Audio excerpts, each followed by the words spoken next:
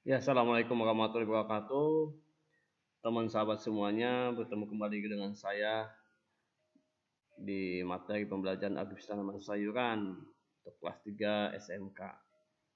Para siswa yang dimuliakan Allah Subhanahu wa taala, tetap semangat meskipun kita masih dalam masa pandemi untuk terus belajar dan terus berdoa semoga kegiatan kita mendapat ridha Allah Subhanahu wa taala dan pandemi ini segera selesai. Pada kesempatan ini kita akan belajar mengenai menganalisis kesuburan tanah.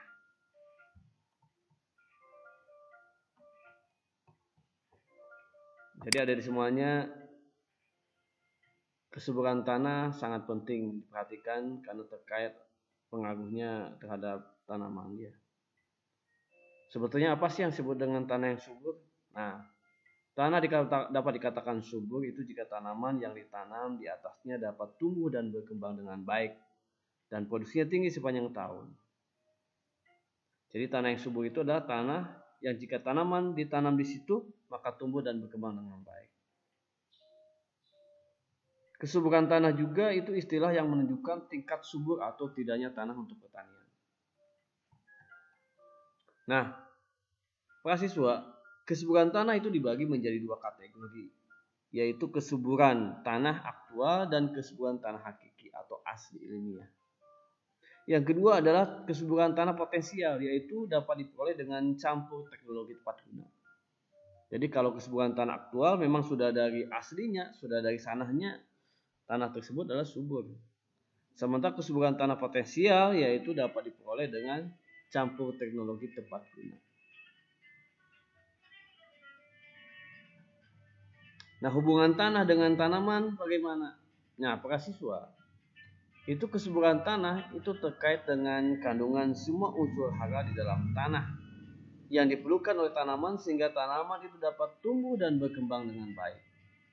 Nah, tanah itu dikatakan mempunyai tingkat kesuburan tinggi baik jika tanah tersebut mampu menyediakan semua unsur hara yang diperlukan tanaman.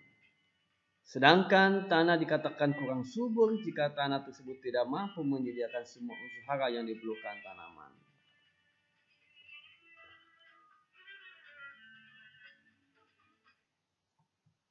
Bagaimana hubungan tanah dan tanaman?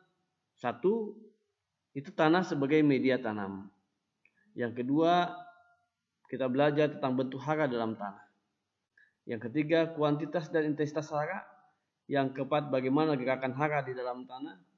Yang kelima, mekanisme penyerapan hara oleh akar. Yang keenam, faktor penentu pertumbuhan tanaman.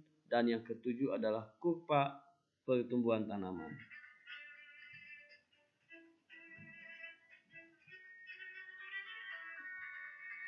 Tanah sebagai media tanam. Soil is the medium which support the growth of plant. Jadi tanah itu adalah media di mana mendukung pertumbuhan tanaman. It provides mechanical support, the water and oxygen supply to plant roots as well as the plant skin. Jadi tanah juga itu menyiapkan atau mendukung secara mekanik air dan suplai oksigen kepada tanaman, akar tanaman, sehingga tanaman itu pemenuhan nutrisinya itu baik, ya. Pemenuhan nutrisinya itu baik. Di situ kita di dalam tanaman itu ada interaksi antara manusia, tanaman dan tanah. Jadi bagaimana manusia itu mengkondisikan tanaman tumbuh dengan baik dengan menyiapkan tanah atau lingkungan yang sesuai dengan tanaman. Ya, jadi ada hubungan, ya, hubungan antara manusia, tanaman dan tanah itu di dalam pertanian, ya. Beda dengan tanaman yang liar, ya, itu tidak ada hubungan dengan manusia. Tapi kalau tanaman budidaya, maka di situ ada interaksi bagaimana manusia memperlakukan tanaman, bagaimana manusia itu menyiapkan tanah atau lingkungan yang sesuai buat tanaman. Kita tahu bahwa tanaman itu hidup,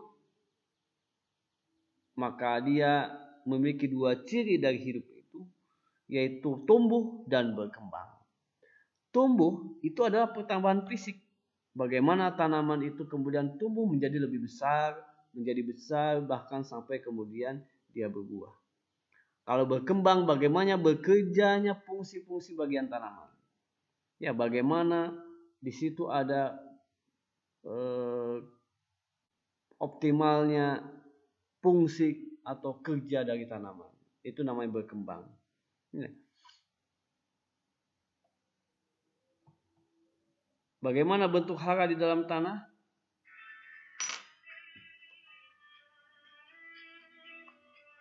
Nah, bentuk hara di dalam tanah, jika digambarkan tanah itu sebagai sebuah sistem,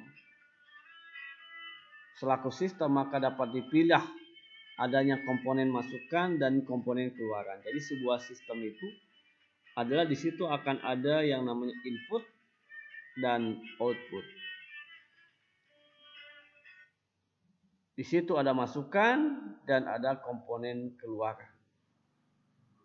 Di dalam tanah unsur hara itu memiliki berbagai bentuk dan kelincahan untuk bergerak. Hara dapat mengalami alih rupa dan alih tempat. Ya, nutrisi itu seperti itu. Karakteristiknya. Sumber hara di tanah pertama ada yang merupakan perombakan bahan organik tanah. Jadi sumber hara di dalam tanah itu pertama adalah dari hasil perombakan bahan organik tanah. Seperti perombakan dari pohon-pohon atau serasah-serasah yang kemudian dirombak ya menjadi unsur hara. Kemudian ada pelapukan mineral tanah. Ada dengan pemupukan. Ada dengan pembenahan organik atau pemberian masukan yang bersifat organik seperti kompos. Atau juga dengan penambatan nitrogen legum, misalnya dengan menambahkan bakteri-bakteri yang mengikat nitrogen. Ada juga berupa batuan fosfat, ginseng, itu juga sebagai sumber hara ya. Kemudian buangan industri, kafur, gipsum. Kemudian ada pengendapan udara, nitrogen dan sulfur, pengendapan air, sedimen, erosi dan banjir. Itu adalah sumber-sumber hara bagi tanah. Para siswa, kita juga berbicara di sini adalah bagaimana jumlah atau kuantitas intensitas hara. Kita mengenal istilah buffer capacity atau BC. Itu merupakan kemampuan tanah untuk menyediakan kembali ion ke dalam larutan tanah. Jadi ion yang hilang itu kemudian bagaimana ada kemampuan tanah untuk menyediakan kembali ion ke dalam larutan tanah.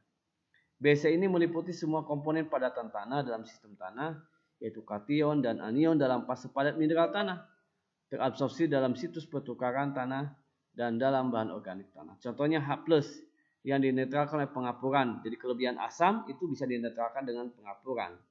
Atau kelebihan K+ yang diserap oleh tanaman. Dan seterusnya. Kita juga di sini bicara tentang daya sangga tanah atau soil buffering capacity.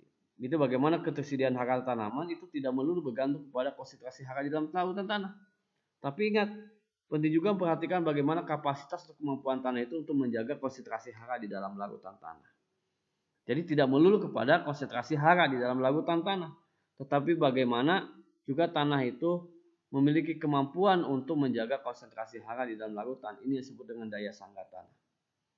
Nah, ketersediaan hara tanaman itu tidak melulu bergantung kepada konsentrasi hara di dalam larutan tanah, tetapi penting juga memperhatikan kemampuan tanah untuk menjaga konsentrasi hara di dalam larutan tanah.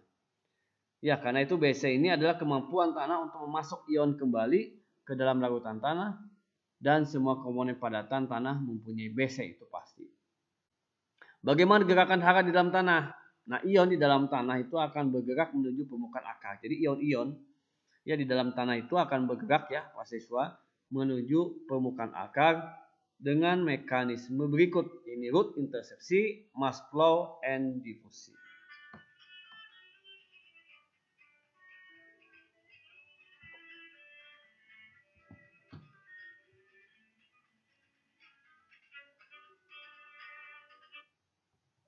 Intersepsi akar itu di mana akar tumbuh menembus tanah, kemudian bersinggungan dengan permukaan partikel tanah. Kemudian permukaan akar bersinggungan dengan ion hara yang terserap, kemudian terjadilah pertukaran secara langsung. Itu yang disebut dengan intersepsi akar. Bagaimana hara itu masuk ke dalam tanaman? Itu melalui intersepsi akar, di mana akar tumbuh menembus tanah, bersinggungan dengan permukaan partikel tanah, kemudian permukaan akan bersinggung dengan permukaan akar, itu akan bersinggung dengan ion hara yang terserap. Kemudian terjadi pertukaran secara langsung. Intersepsi akar juga, meskipun akarnya kecil dalam intersepsi akar, tapi sumbangannya penting agar hara itu mencapai akar. Hal ini nampak jelas terutama bagi hara dengan kadar tinggi dalam tanah, misalnya kalsium dan magnesium, atau hara yang dibutuhkan dalam jumlah kecil bagi tanaman seperti Zn, atau seng dan mangan, Mn dan hara mikro lainnya. Yang kedua, bagaimana hara itu masuk ke dalam tanaman itu melalui aliran massa, mass flow, di mana hara terlalu itu terbawa bersama aliran air menuju akar tanaman. Kemudian aliran air dipengaruhi oleh transpirasi, evaporasi, dan perkolasi. Jadi hara terlarut itu terbawa bersama aliran air menuju akar tanaman. Kemudian aliran air dipengaruhi oleh transpirasi, evaporasi, dan perkolasi. Nah, jumlahnya proporsional itu dengan laju aliran, volume air yang ditranspirasikan atau diuapkan, dan kadar hara di dalam larutan tanah. Itu mengenai aliran massa. Yang ketiga adalah melalui difusi. Di mana pada difusi ini, ion bergerak dari wilayah yang memiliki kadar hara tinggi ke wilayah yang lebih rendah kadar haranya. Kadar hara di permukaan akar itu pasti lebih rendah dibandingkan kadar hara tersebut larutan tanah di sekitar akar. Ya, sehingga ion kemudian bergerak menuju permukaan akar. Nah, mekanisme ini, para siswa, sangat penting bagi hara yang berinteraksi kuat dengan tanah, terutama untuk memasok hara P dan K, juga hara mikro, Fr dan Zn. Pada difusi, itu ukuran dan kerapatan akar itu sangat mempengaruhi pasokan hara oleh mekanisme difusi. Hal ini harus menjadi pertimbangan dalam penempatan pupuk. Karena itu ada di semuanya di dalam tanaman jagung itu memiliki akar serabut, itu kebutuhan haranya sangat tinggi dibandingkan tanaman yang lain yang memiliki akar tunggang. Nah, rata-rata jarak antar akar jagung pada 15 cm tanah permukaan ada 0,7 cm. Sehingga hara itu memerlukan setengah dari jarak tersebut untuk berdifusi. Kemudian dalam hubungan tanaman juga dengan tanah itu ada istilah pertumbuhan tanaman. Yaitu pertumbuhan tanaman tadi adalah pertambahan besar atau fisik, ya, kelihatan makin besar. Itu ditentukan oleh faktor genetik dan faktor lingkungan tanaman. Genetik itu tanaman dengan hasil panen tinggi itu mengambil hara lebih banyak dibandingkan tanaman biasa. Ingat ya, tanaman dengan panen tinggi itu pasti mengambil hara lebih banyak dibandingkan dengan tanaman biasa. Sementara tanaman demikian itu bersifat menguras hara. Jika ditanam pada tanah yang memiliki intersediaan hara terbatas, maka hasil panen akan lebih rendah dibandingkan tanaman biasa. Yang kedua adalah lingkungan suhu. Ya, suhu itu merupakan ukuran, ya, intensitas panas. Nah, kisaran temperatur secara umum itu untuk melakukan hidup pada tanaman itu ada 35 sampai 75 derajat Celcius. Jadi 35 sampai 75 derajat Celcius. Nah, tanaman pertanian, tapi ingat tanaman pertanian itu cuma 25 sampai 40 derajat Celcius. Jadi kalau di bawah itu ya pertumbuhannya mungkin tidak optimal. Nah, temperatur ini, para siswa, itu mempengaruhi fotosintesis, ya, mempengaruhi respirasi, permeabilitas dinding sel, kemudian penyerapan air dan hara, transpirasi, aktivitas enzim, dan koagulasi protein.